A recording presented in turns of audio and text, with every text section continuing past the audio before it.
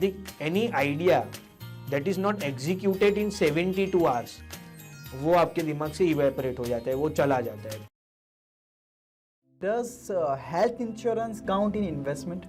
सो ऐसे तो इसको इन्वेस्टिंग में नहीं गिनते, क्योंकि investing is something which comes into in the return format, पर health insurance is the most important thing, क्योंकि हेल्थ है तो ही वेल्थ है, तो सबसे इम्पोर्टेंट इज हेल्थ। और हेल्थ इंश्योरेंस लेने का फ़ायदा ये है कि कभी ज़रूरत पड़ती है आपको हॉस्पिटलाइज होने की या कुछ भी चीज़ों की, तो वहाँ आपका जो सेविंग्स होता है वो जनरली ख़त्म हो जाता है, तो हेल्थ इंश्योरेंस आपको बचा लेता है। हम जब प्रीमियम भरते हैं तो हर बार ऐसा लगता है कि यार ये फालतू का प्रीमियम जा रहा है या वॉटेवर, पर ऐसा सोचना नहीं चाहिए।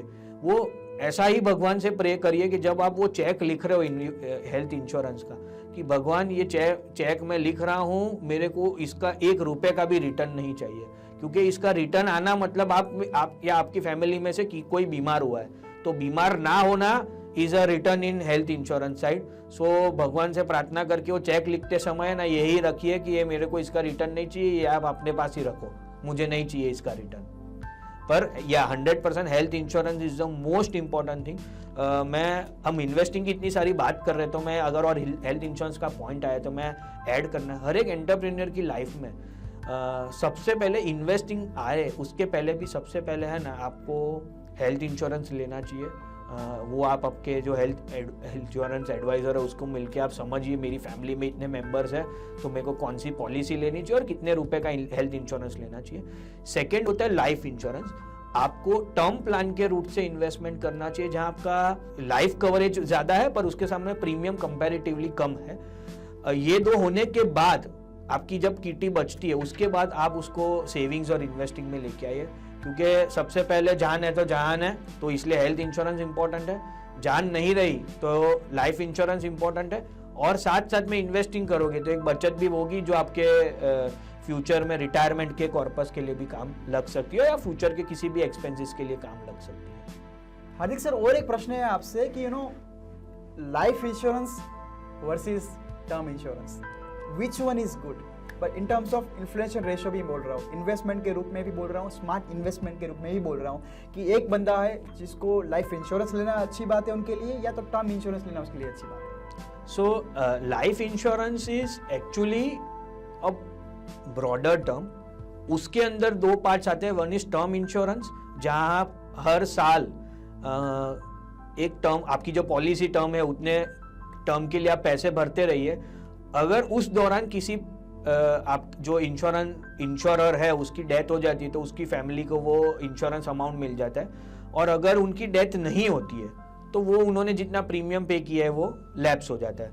दूसरा जो होता है वो ट्रेडिशनल प्लान या एंडोमेंट प्लान होता है। उसमें क्या होता है कि आपको इंश्योरेंस कवर के साथ साथ आप जब आपकी पॉलिसी मैच्योर होती है तो आपको एक एक्स अमाउंट ऑफ मनी भी मिलता है। अब इन दोनों का मैं क्यों टर्म प्लान प्रीफर करवा रहा हूँ या करता हूँ, इसलिए मैं बोल रहा हूँ कि एक ज़माना था जब एफडी का रेट था 12-13% या 14%। सो हमारे ग्रैंडफादर्स जो थे उन्होंने उसमें इन्वेस्टमेंट किया था और उनको रिटर्न मिला था, क्योंकि उस टाइम पे उस लेवल का रेट चल रहा था, परसेंटेज रेट था। हमारे फादर को भी मिला बिकॉज उस टाइम पे 9-10% के आसपास का रेट था। हमारे टाइम पे वो 5-6% हो गया, तो आने वाले 20 सालों बाद हमें वो मिलने की प्रोबेबिलिटी 5-6% ही है। पर अगर आप एक टर्म प्लान ले लेते हो और साथ साथ में आप एक म्यूचुअल फंड में एसआईपी भी शुरू कर लेते हो तो लॉन्गर टर्म में आपको फायदा होगा। जैसे मैं एग्जांपल दूं, अगर आप 1 करोड़ रुपए का सपोज टर्म प्लान लेते हो जिसका प्रीमियम कुछ 20,000 रुपए साल का, तो आप 20,000 रुपए वन टाइम पे कर लीजिए। साथ साथ में आप अगर 10,000 रुपए की एसआईपी करते हो और ये आपकी टर्म 30 साल की है, तो 30 साल जब आप 10,000 रुपए इन्वेस्टमेंट करोगे, 30 साल बाद आपके पास म्यूचुअल फंड का कॉर्पस हो जाएगा सिर्फ 10% के कैगर पे भी, CAGR कॉम्पटर्न पे भी आपका रेट वो अमाउंट हो जाएगा तकरीबन 3 करोड़ के आसपास। सो 3 करोड़ वो आपको ट्रेडिशनल प्लान से नहीं मिलेगा, तो आपका लाइफ कवरेज भी हो गया 1 करोड़, अगर कुछ होता है तो फैमिली को 1 करोड़ मिलेगा, प्लस जितना टर्म हमने इन्वेस्टमेंट म्यूचुअल फंड्स में किया वो भी मिल जाएगा। और अगर हमारी पॉलिसी खत्म होने के बाद हम है तो हमारे पास म्यूचुअल फंड के रूट से अराउंड 3 करोड़ के आसपास का कॉर्पस भी जनरेट हो जाएगा। तो ये is the right way of investing. तो ऐसा मैं नहीं बोल रहा हूँ कि आप ट्रेडिशनल प्लान नहीं लेना चाहिए, या मेरे हिसाब से ये चीज़ रखना बहुत ज़्यादा इम्पोर्टेंट है। जैसे हम गुजराती है तो हमारे पास हमेशा दो ऑप्शन होती है, या तो हम गुजराती थाली खाने जाए और या तो हम किसी रेस्टोरेंट में जाके खुद ऑर्डर करें, जिसको हम आला कार्ट बोलते हैं। सो जनरली लोग वो प्रीफर करते हैं, क्यों? क्योंकि गुजराती थाली में उसने जो डिसाइड किया वो मैं खाऊंगा पैसा देकर, और रेस्टोरेंट में जाके मुझे जो इच्छा है वो मैं खाऊंगा। सो हम ऐसा बोलते हैं इन्वेस्टिंग इज सिंपल, मैंने जो बताया था, smart investing is simple. So insurance को अलग रखिए, इन्वेस्टिंग को अलग रखिए, पर साथ में कॉम्बिनेशन लेके चलोगे तो overall at the end of the year या at the end of your life span you will be in a very good situation financially. और हार्दिक भाई, एक ऐसा एंटरप्रेन्योर के लिए कई एंटरप्रेन्योर्स ऐसे होते हैं जो कि महंगे गैजेट्स लेते हैं, फिर एक्सपेंसिव थिंग्स वहाँ इन्वेस्ट करते हैं।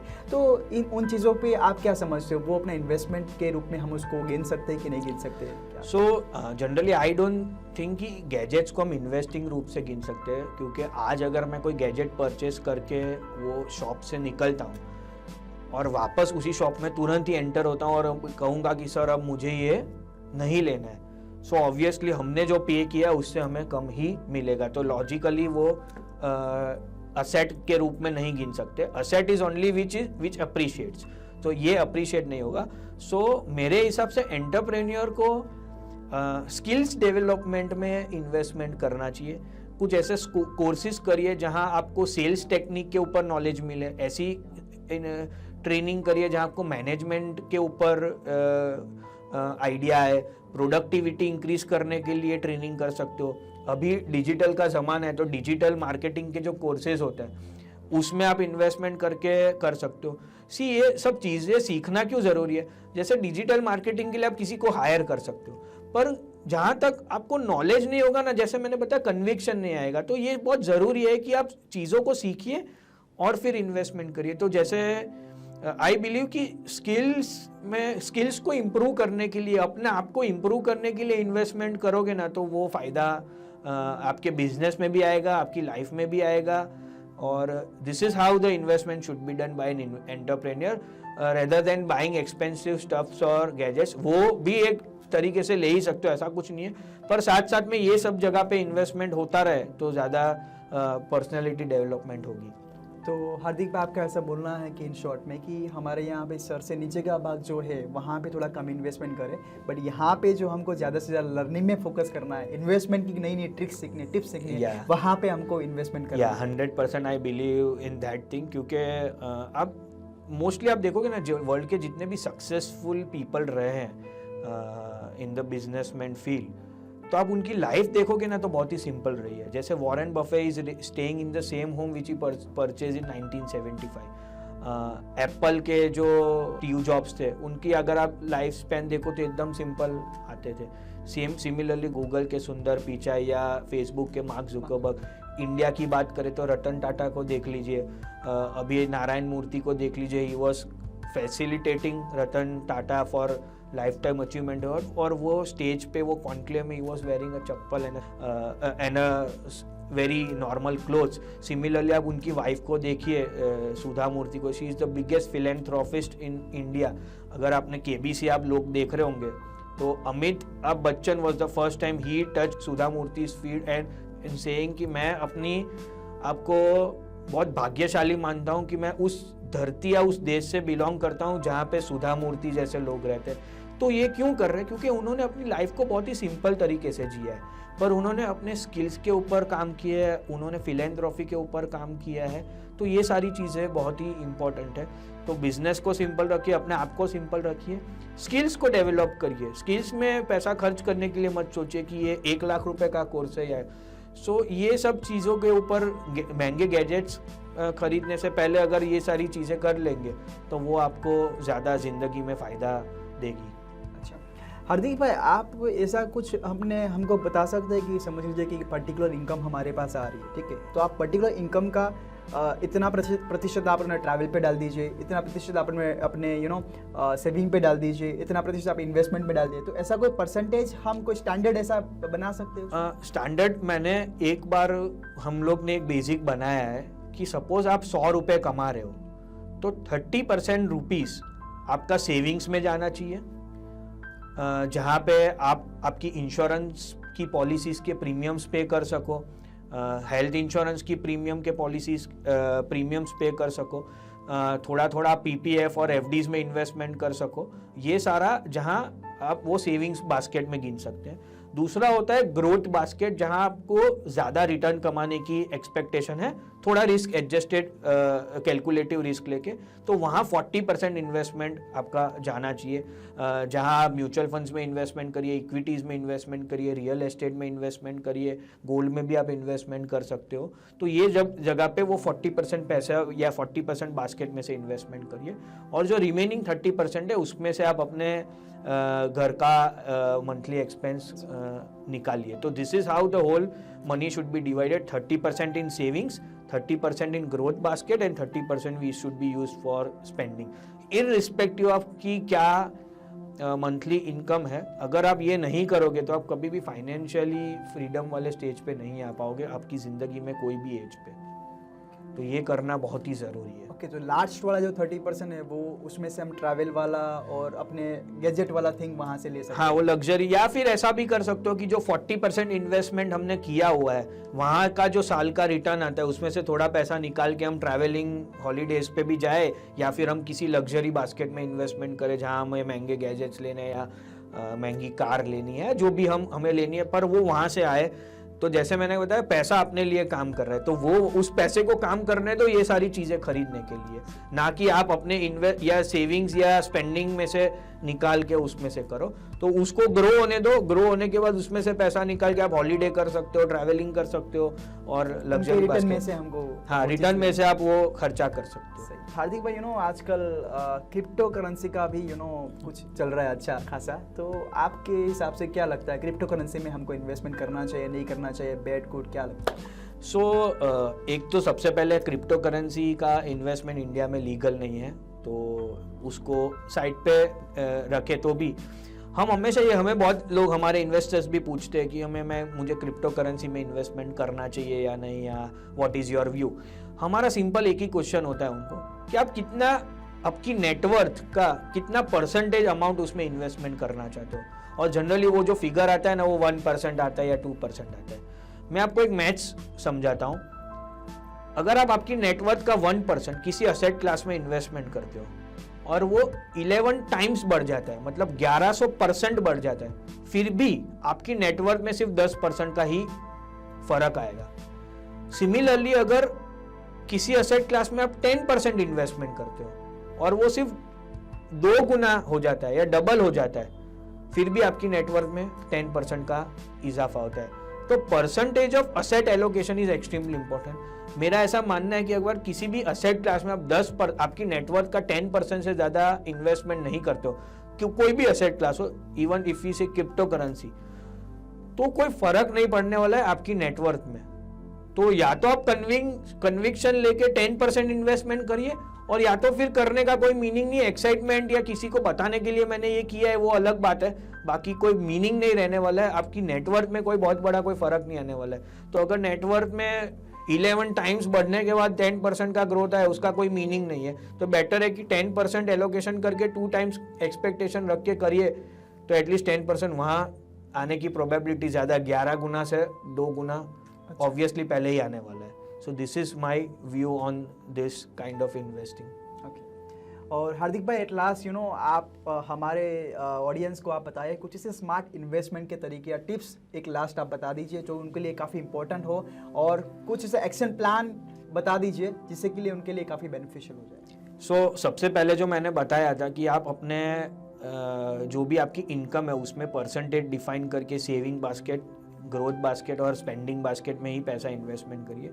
मैं अगर टोटल वेल्थ मैनेजमेंट की बात करूं तो हम जिस हिसाब से इन्वेस्टमेंट करते हैं, आई डोंट नो उसको स्मार्ट इन्वेस्टिंग बोल सकते हैं कि नहीं, पर हमने आज 12 सालों में ये ही सारी चीज़ें सीखी हुई है कि एक डिसिप्लिन वे से इन्वेस्टमेंट करने को या सिंपल वे से इन्वेस्टमेंट करने को हम स्मार्ट इन्वेस्टिंग बोल सकते हैं। जैसे हम डायरेक्टली स्टॉक्स में इन्वेस्टमेंट करते हैं on behalf of our clients, तो हमारी एक प्रोसेस है स्टॉक सिलेक्शन की, जिसको हम PPP प्रोसेस बोलते हैं, जहां हम कंपनी के प्राइस को भी देखते हैं, कंपनी के प्रॉफिट्स को भी देखते हैं और कंपनी के मैनेजमेंट को भी देखते हैं, विच इज कॉल्ड पीपल।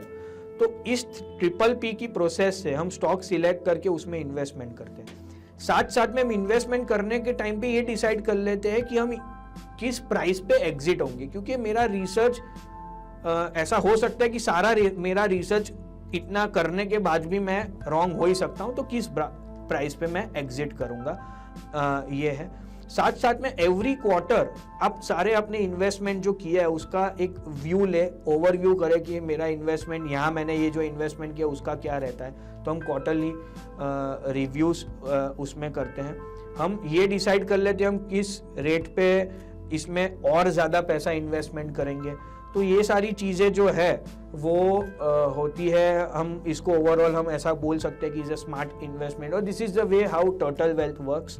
जैसे आपने एक्शन प्लान की बात करी, तो इट इज़ एक्सट्रीमली इंपॉर्टेंट कि आप नॉलेज लेने के बाद अगर उसको इम्प्लीमेंट नहीं करते हो तो इसका कोई बेनिफिट नहीं है। क्योंकि जो मेरे मेंटर है वो मुझे हमेशा ऐसा कहते हैं कि Hardik, any idea that is not executed in 72 hours वो आपके दिमाग से इवेपोरेट हो जाता है, वो चला जाता है। तो नेक्स्ट 72 आवर्स में आपको इसको शांति से बैठ के आपके पूरे फाइनेंशियल्स, लायबिलिटीज, ये सारी चीज़ को देखना बहुत ही ज़रूरी है। जैसे टर्टल वेल्थ में we have a score called Turtle Wealth financial score.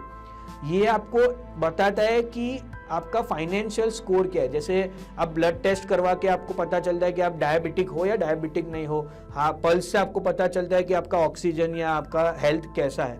वैसे ही हमने एक फाइनेंशियल हेल्थ का एक स्कोर बनाया जिसमें आपको पता चल सकता है कि आप फाइनेंशियली कितने हेल्दी हो।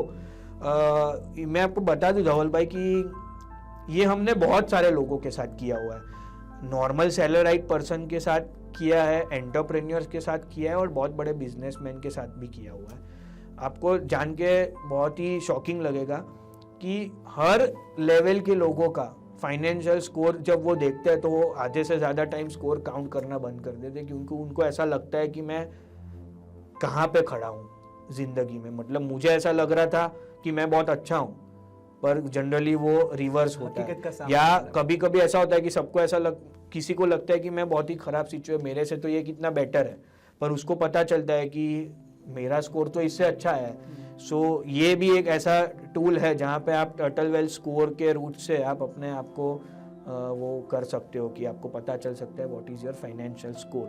सो ये सारी चीज़ें इम्प्लीमेंट करना बहुत ज़रूरी है। जो हमने पूरे टॉक शो में बात करी है उसके ऊपर इम्प्लीमेंट करना बहुत ही ज़रूरी है, तो ही वो इन्वेस्टिंग, स्मार्ट इन्वेस्टिंग के रूप में ऊपर के आएगा। डेफिनेटली मैं टर्टल वेल्थ मैनेजमेंट का जो भी कॉन्टैक्ट रिलेटेड मैं यहाँ पे डिस्क्रिप्शन में भी डाल देता हूँ हार्दिक भाई, तो आपके अपने जो ऑडियंस है आपको कॉन्टैक्ट करना चाहे तो कर सकते हैं। और ऑडियंस आज के इस टॉक शो में हमारा एक ही मकसद था कि आप चाहे 10,000 कमाते हो चाहे 10 लाख कमाते हो, बट स्मार्ट तरीके से आप इन्वेस्टमेंट करो, ज़्यादा से ज़्यादा इन्वेस्टमेंट करो, और अर्ली एज में खास तौर पर आप इन्वेस्टमेंट कीजिए। और हार्दिक भाई ने मुझे एक बहुत चीज़ पसंद आई जो बताया कि 3 से 6 महीने तक एक कंपनी जो थी, एक एंटरप्रेन्योर था, उन्होंने पैसा सेव किया और उनके बुरे वक्त में उन्होंने उस पैसे का इस्तेमाल किया और अपनी लॉयल्टी भी बढ़ाई, तो वो भी एक स्मार्ट तरीका था। तो आई होप सो दोस्तों कि इस सारी चीज़ को आप सही मायने में इम्प्लीमेंट करो और अपने बिजनेस में इसको डेवलप करो, यही हमारी आपसे विनंती है। और हार्दिक भाई थैंक यू वेरी मच, आज आप हमारे डिजिटल खिचड़ी शो में, टॉक शो में आए, उसके लिए आपका बहुत बहुत धन्यवाद। Thank you, it is my pleasure कि आपने मुझे इन्वाइट किया। Thank you Dhaval bhai, thank you digital khichdi team, their viewers, and I hope कि आप ऐसे अलग अलग टॉपिक पे और टॉक शोज करते रहे, अलग अलग फील्ड के लोगों को बुलाते रहे, और इससे ओवरऑल हर एक एंटरप्रेन्योर की लाइफ में कुछ ना कुछ पॉजिटिव चेंज आएगा और उनको बहुत ही हेल्पफुल रहेगा उनकी लाइफ में भी और उनके करियर में भी। I am sincerely very much thankful to digital khichdi, whole team of digital khichdi. And don't forget guys कि हमारी जो चैनल है डिजिटल खिचड़ी को, उसको सब्सक्राइब कर दीजिए। दोस्तों मैं चाहता हूं कि इस वीडियो को आप मैक्सिमम हर एक एंटरप्रेन्योर के, आपका जो भी फ्रेंड है उनको ये वीडियो काफ़ी शेयर करें, ताकि वो लोग भी इस चीज़ का स्मार्ट तरीके से किस तरह से इन्वेस्टमेंट कर सके, उसका मैक्सिमम बेनिफिट ले सके। Thank you very much, stay tuned.